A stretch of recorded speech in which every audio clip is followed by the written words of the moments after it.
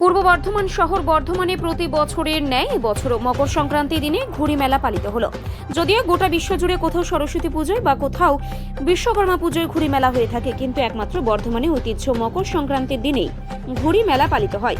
যদিও বর্ধমান শহরের বাসিন্দারা জানান ওই পরম্পরা বহু বছর ধরে হয়ে আসছে এবং এবারও ধারাবাহিকভাবে ওই ঘুড়ি মেলায় 8 থেকে 80 বয়সী মানুষজন ওই ঘুড়ি মেলায় মেতে ওঠেন। তবে এবারে কিছুটা ভাটা পড়েছে। ঘুড়ি মেলায় আকাশে খুব একটা বেশি রোদের চাপ না থাকলেও হাওয়া থাকলেও ঘুড়ি খুব একটা বেশি নেই। তবে চায়নার সুতো চাহিদা অনেকটাই বেশি, তবে ক্রেতারা চাইছেন এই চায়না শুধু বন্ধ হয়ে গেলেই খুব ভালো হয়, কারণ এই চায়না সুতো সবসময় নানান রকম দুর্ঘটনা থাকে।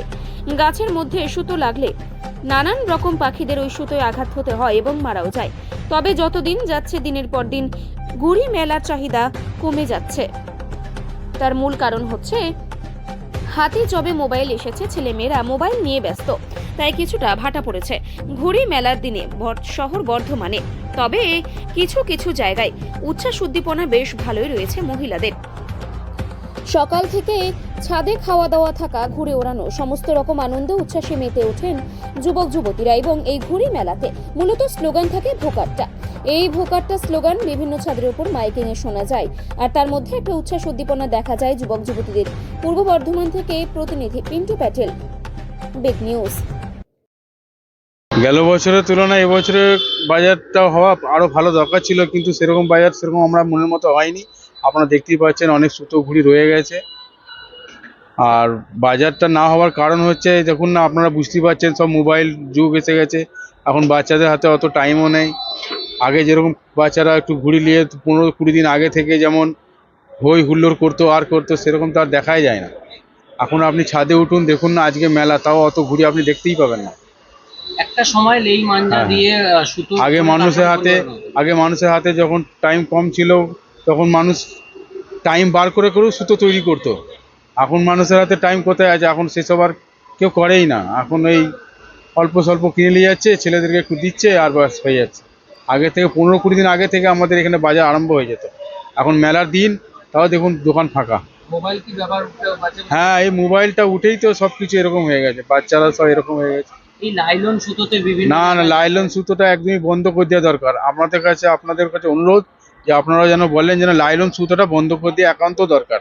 কেন রাস্তাঘাটে এই লাইলন সুতোগুলো যাচ্ছে, মানুষের গলা লেগে যাচ্ছে, গলায় কেটে যাচ্ছে, মানুষের ক্ষতি হচ্ছে।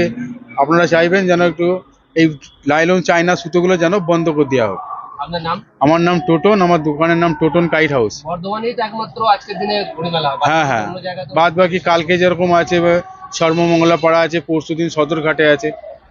অন্যান্য জেলাতে তো বেসরকারি। হ্যাঁ, অন্য কোনো জেলাতে যেমন সরস্বতী পুজোর দিনে হয় মেলা, বিশ্বকর্মা পুজোর সময় মেলা হয়। এই ঘুড়ির মেলা তো মকর সংক্রান্তিতে বর্ধমানের একটা ঐতিহ্য, ইতিহাস বলা যায়। হ্যাঁ, আমাদের মকর সংক্রান্তি এই 10-12 দিনই আমাদের তেঁতুলতলা বাজারে সবাই একটু ঘুড়ি সুতো নিয়ে বসে। আগে আমাদের এখানে 12 মাস ঘুড়ি সুতো বিক্রি হতো। এখন ঘুড়ি সুতোর চাহিদা কমে গেছে, মানুষের হাতে মোবাইল চলে এসেছে। তবে কি বলা যায় আগের থেকে প্রচলন কমেছে? হ্যাঁ, অনেক কমে গেছে, অনেক কমে গেছে। আপনার নামটা বলুন। আমার নাম টোটন, দোকানের নাম টোটন কাইট হাউস। হ্যাঁ, খুবই ভালো। সকাল থেকেই ভালো হাওয়া দিয়েছে, ওয়েদারও খুবই ভালো, খুব একটা রোদ নেই। কিন্তু পরিমাণ অনুযায়ী আজ এবছরে ঘুড়ি প্রচন্ড কম। দেখি এবারে ঘুড়ির প্রচন্ড দাম, তার ফলে ঘুড়ি মানুষ খুব একটা ওড়াচ্ছে না। বহু জায়গাতে দেখা যায় বিশ্বকর্মা পুজোর সময় ঘুড়ি মেলা হয়। হ্যাঁ, কিন্তু হ্যাঁ, বর্ধমানে আজকের দিনই ঘুড়ি মেলায়, এই মকর সংক্রান্তির দিন। কালকে আমার সদরঘাট আছে, তেমনি এটা বর্ধমানে কালচার হেরিটেজ একটা।